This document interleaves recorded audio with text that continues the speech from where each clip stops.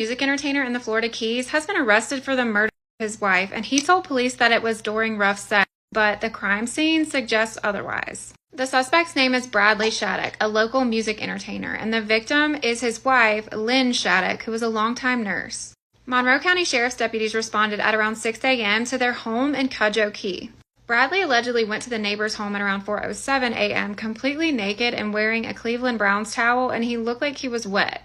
Surveillance caught him banging on all of the windows and doors and breathing really heavily and telling the neighbor that his house was full of blood. And when police arrived, their home was in complete disarray. Broken things everywhere, smeared blood on the walls, and a large pool of blood in the living area. Lynn was found in the hallway without clothes and blunt force trauma to the back of her head, her face, and her hands. Police noted that she was breathing initially, but she did pass on scene and that she had defensive wounds. She was transported to the Lower Keys Medical Center, and that's where she was pronounced. Bradley told police that he and Lynn had been eating and drinking heavily at a restaurant on Summerland Key, and he told them that the mess in his house was from rough sex.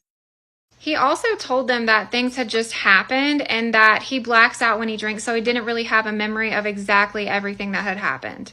Police also noted that Bradley didn't really have any injuries on him and that it seemed that there had been a significant struggle. He has been booked into Monroe County Jail and he is being held without bond. And Lynn is remembered as a caring mother and grandmother who devoted her life to caring for others. In Biloxi, Mississippi, a man was shot after emerging from the river naked and attacking a neighbor. On May the 23rd, 2026, at around 8 p.m., Biloxi police received multiple 911 calls about a naked white man emerging from the Biloxi River and approaching homes on Woolmarket Lake Road. The man's name was Peter Verdon. He was 31 from Gulfport, Mississippi.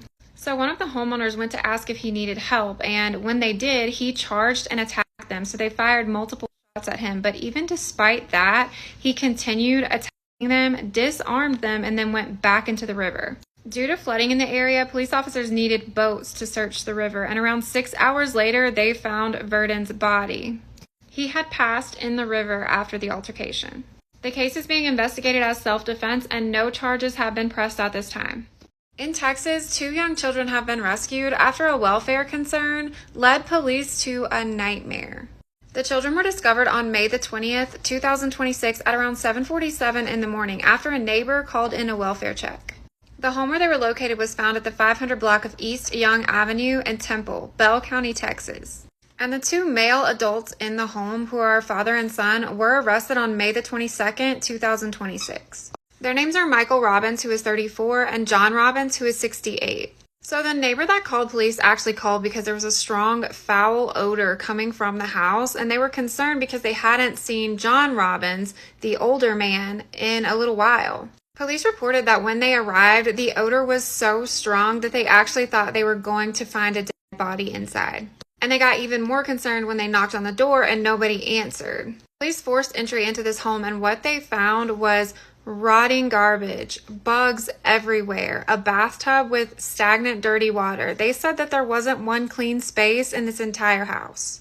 At this time, the relationship between the 2 men and the 2 children is not known, but the 2 children were found in that bathtub, in that stagnant water, just sitting. The kids had matted hair infested with bugs, a strong odor, and one of the children had rotting teeth. These kids told police that they had never been enrolled in school, they couldn't read or write, and police were able to determine that they'd pretty much been taking care of each other because the men in the house hadn't even been giving them food. The neighbors told police that these kids hadn't even been seen outside for years, and this house was so bad that it was red tagged, so it was condemned. No other adults were reported as being inside this home, and at this time, the relationship is still unclear between the men and the children.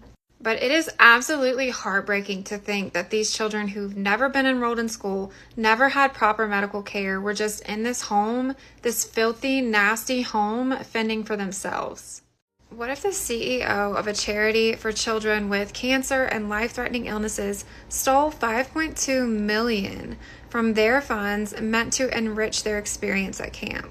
Christopher Butler, former boss of the Painted Turtle, which is a Paul Newman-founded nonprofit, allegedly did exactly that, stealing from sick kids for years. The Painted Turtle in Lake Hughes, California is a nonprofit that provides free year-round camps, medical support, and outdoor adventures for kids with chronic illnesses. It's an amazing nonprofit because families pay nothing and these kids get to do things that they normally wouldn't get to do. Butler was CEO and controller from 2018 to 2025. And over those 7 years, he took $5.2 million by forgery, writing bad checks, diverting funds, whatever he could do to get his hands on it. And in his final year, he altered and deleted computer records to cover his tracks. And even after he left, he allegedly stole company computers and caused $50,000 worth of damage. The new controller who was hired after him was auditing and realized that someone had been taking a lot of money. So charges were filed and he was arrested around January 2026 and he is still in custody with an $835,000 bail. He has pleaded not guilty and at this time there is no trial date set yet. But the things that he's accused of are absolutely disgusting. This case is actually terrifying because this planned hookup between people that knew each other turned into him getting stabbed and his parents watching him die. This all happened yesterday, June 1st, 2026 at around 1:30 a.m. in Long Island, New York at the victim's home. His name is Robert Carragher and he's 28 and the suspect's name is Kristen Scully and she's 22. Reportedly, Kristen and Robert had known each other for a few years as friends or acquaintances, and Robert lived in a basement in his parents' home. They had been planning to meet up, so they actually met at a bar earlier that night, kind of hung out, and then they went back to Robert's place together and went into the basement to hook up. Some of the reports state that she snuck into the basement, but I think it's just the implication that his parents didn't know she was there and they had come home after the bar together. Now, Kristen has a history of mental health issues and she has had stays in psychiatric facilities, but Robert trusted her because he knew her. He trusted that she was on top of her mental health and had been taking her meds. Police say that at some point during the night and possibly after Robert was already asleep, Kristen became angry and she stabbed him. He suffered a sharp force injury to the neck and he screamed, crawled out of bed, and literally crawled up the stairs to where his parents were. His parents jumped in to try to help. They tried to stop the bleeding and his dad was holding him and his mom was watching while he took his last breath. When police responded, he was pronounced at the scene and Kristen was actually found hiding in the basement downstairs. She has been arrested and charged with second-degree murder. She has pleaded not guilty and there have been reports that she was actually smiling and smirking in court. Okay, so this man in South Carolina kidnapped this woman while dressed as a police officer and pretending to be one. How scary is that? That she thought he was a police officer and was just trying to do what he asked because he had a badge. His name is Jonathan Willard. He's 39 years old and from New Ellington, South Carolina. And her name has not been released for privacy and safety reasons, but we do know that she was not familiar with the area because she was just visiting her brother's home. And it all happened on Friday, May 29th at around 5 o'clock in the morning. So the victim was leaving her brother's home at around 5 in the morning near Chucker Creek Apartments and she was going to go for a walk or a jog. Willard approached her from behind, said he was a police officer, showed her a badge, and actually had handcuffs and put her hands behind her back and handcuffed her. He forced her into the back seat of his green Cadillac DeVille and that's where things started to unravel.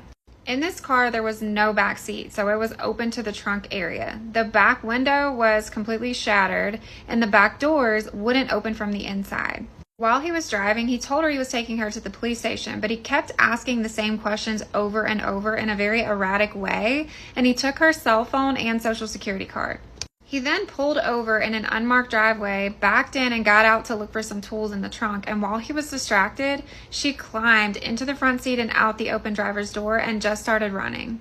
She ran toward Williston Road with her hands still handcuffed behind her back, and a tractor-trailer driver saw her and stopped to help. Camera footage hasn't been released yet, but reports say that the tractor-trailer driver actually had a dash cam and captured Willard trying to hit her with his car while she was fleeing. There's this whole scene and eventually he drives away towards his home and witnesses are trying to help her get these handcuffs off. He was found and arrested on May the 30th and charged with kidnapping and impersonating an officer. He is being held without bond and police are also seeking information on any other victims that he may have. A 17-year-old girl who was 32 weeks pregnant was fatally shot outside her Airbnb while on a family vacation. And the suspect is her ex-boyfriend. Her name was Jariah Edwards, and she was from Phoenix, Arizona. She was just 17 years old and just weeks away from her due date with her baby girl.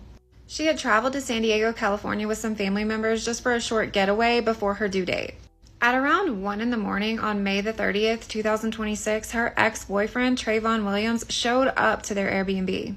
He's also from Phoenix, Arizona, and he had allegedly driven to San Diego separately to show up where she was. And she stepped outside to meet him because he lured her outside when he got there, saying that he had flowers for her and he wanted to talk.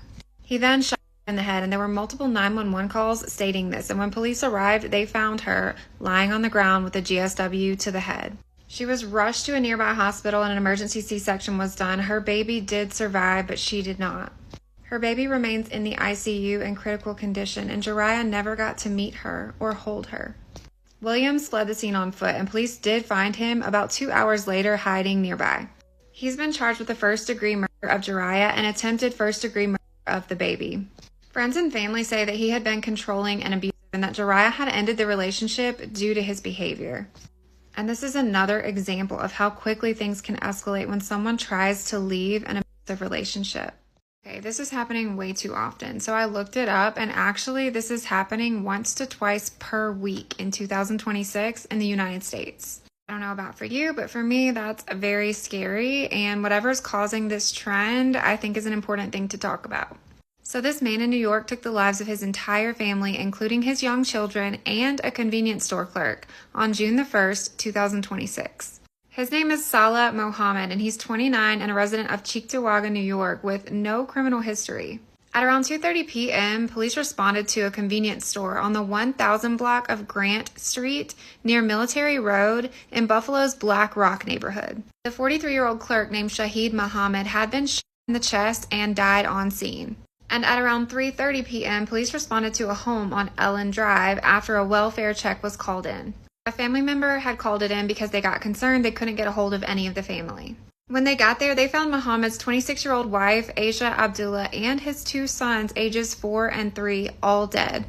And Muhammad was arrested and taken into custody. And he's been charged in Cheektowaga and Buffalo for taking the lives of his family and the store clerk. And all victims died from GSW, from a 9mm that Saleh had a permit for.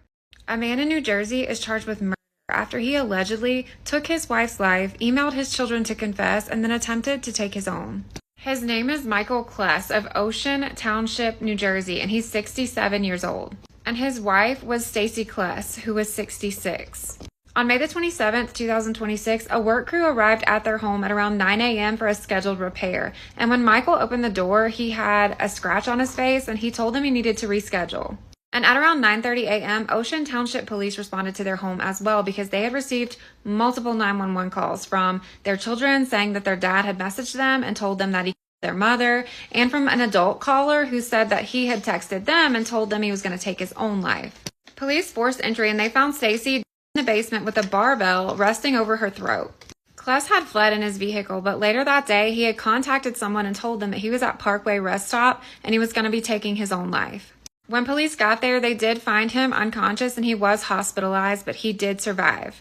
Kless has pleaded not guilty, and he also claimed self-defense, saying that they had been at odds for 18 years. But the probable cause affidavit says that Kless had a simmering hatred for his wife for quite some time, and that he had actually started a secret affair with a woman from Central America. He also had sent text messages to his 2 adult children confessing to what he had done. And he had sent an email to an unnamed adult detailing the affair, the murder, everything that had happened. And that barbell that was on her throat, he had allegedly her to that. Stacy was a longtime Ocean Township resident, a substitute teacher, and she owned a dog walking and pet care business. And she's described as a loving mother and grandmother who actually loved traveling with her husband. And the mayor says that everyone is blindsided by this devastating loss. In Doral, Florida, a prominent real estate agent, her ex-husband, and their 2 young children were all found dead inside their home in their gated community. Miami-Dade Sheriff's Office found them after responding to a welfare check at around 7:30 p.m. on June the 2nd, 2026. And this case is being investigated as a murder-suicide.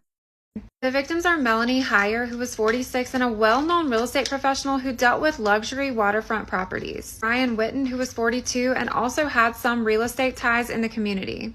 and their daughters, Savannah, who was 11, and Sienna, who was 8 years old. Heyer and Witten had separated years earlier, and they actually had married other people since then. Heyer had allegedly gotten divorced in March, and Witten had allegedly gotten divorced around 2024, and the two were still co-parenting their kids together. Witten's ex-wife described their situation as toxic and that there were lots of bitter fights over the children. But she still says she's shocked by this unimaginable tragedy, as does everyone else. Neighbors say that they had seen the girls biking outside just a few days before and that everything seemed perfectly normal. At this time, police have not yet publicly detailed the exact scenario that they believe happened, but we do know that all 4 victims died from sharp force injuries. And the community is heartbroken over this tremendous loss. Top Gun Maverick actor James Handy has been stabbed to death by his girlfriend's son, who called 911 and said, "I'm the son of man. I just killed the man of sin." This all happened on June 3rd, 2026 in Tarzana, Los Angeles. At around 9:30 a.m., LAPD officers responded to a report of unknown trouble at a home on the 19,200 block of Irwin Street. The person who had called 911 had just said, "I'm the son of man, I just killed the man of sin," and LAPD officers weren't really sure what they were responding to.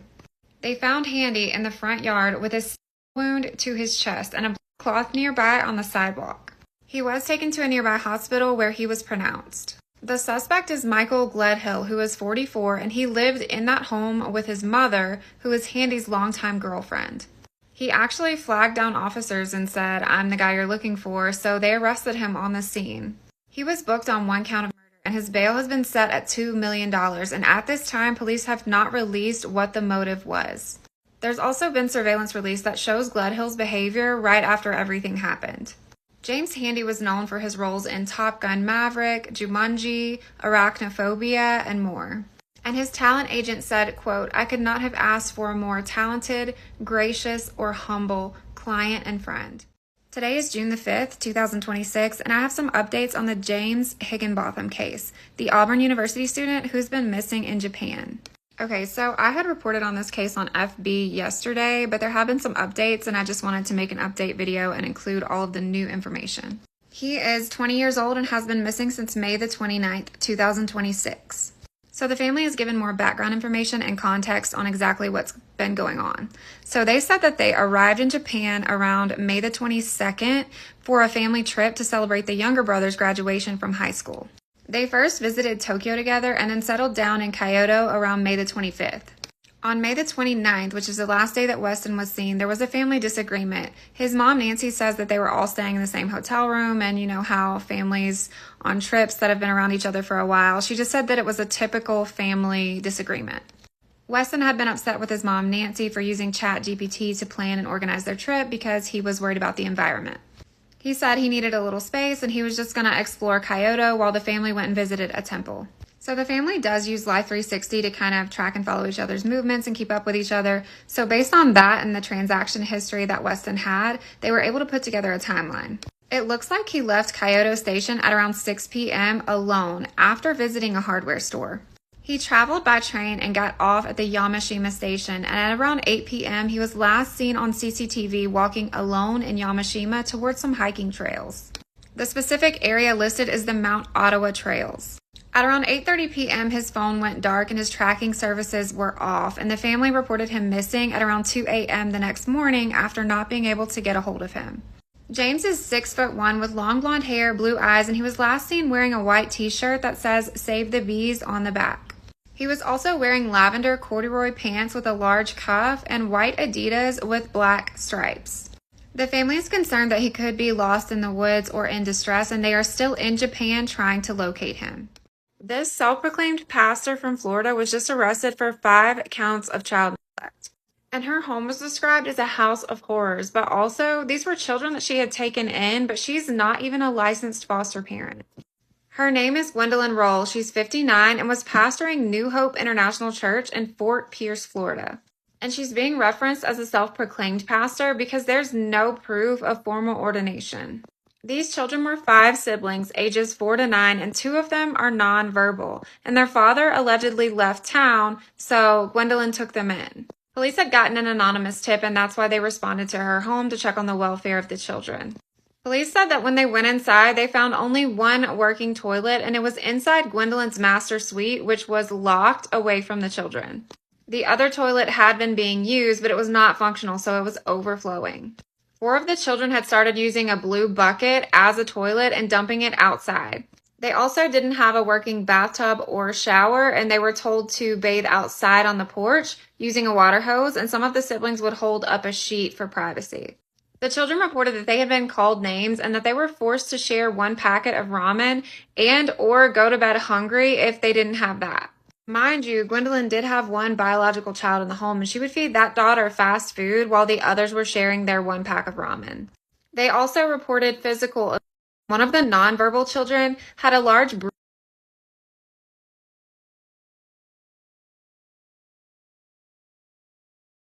and teachers had reported having to spray the kids with air freshener because they smelled so badly of feces. As of the latest report, she has bonded out of jail, and her next court dates have not been updated.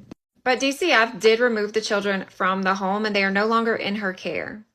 A 4-year-old boy was missing for over a year, and his body was found buried in a tote in his grandmother's backyard. His dad has now been arrested for murder, but the way that the system missed this one is devastating. This all happened in Aberdeen, Washington. The victim is Aiden Bevins, 4 years old, and the suspect is Aiden's father, Jacob Bevins, who is 36.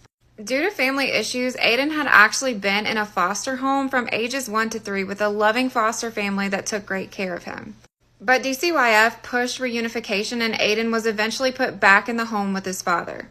His mother had been incarcerated for a year, and every time she would ask about Aiden, Jacob would lie and say that he was with relatives in Idaho. After her release a few months ago, she went to where Jacob was staying with his mother and removed her daughter Madeline, but couldn't find Aiden. So she called the police and let them know that she still couldn't locate Aiden. She had actually already filed a missing persons report for Aiden from prison because she was denied contact information for the relatives that Jacob said he was staying with, and she wasn't certain where he was. On May the 12th, 2026, after Madeline had been removed from Jacob's care, police responded to Amanda's home for a welfare check on her. And relatives and family members let police know they still didn't know where Aiden was. And when police asked Jacob, he said he died and I buried him in my mother's backyard in a tote. But he told them that Aiden had fallen or had an accident. And when his body was exhumed, the medical examiner determined that Aiden had been abused for a long time and that ultimately his life was taken by blood trauma. So on June the 4th, 2026, Jacob was arrested on charges, and his bail was set at $150,000. And Aiden's previous foster family is speaking out, saying that they had called DCF multiple times, 3 to 4 times after reunification, worried about Aiden. So how did the system miss it that bad?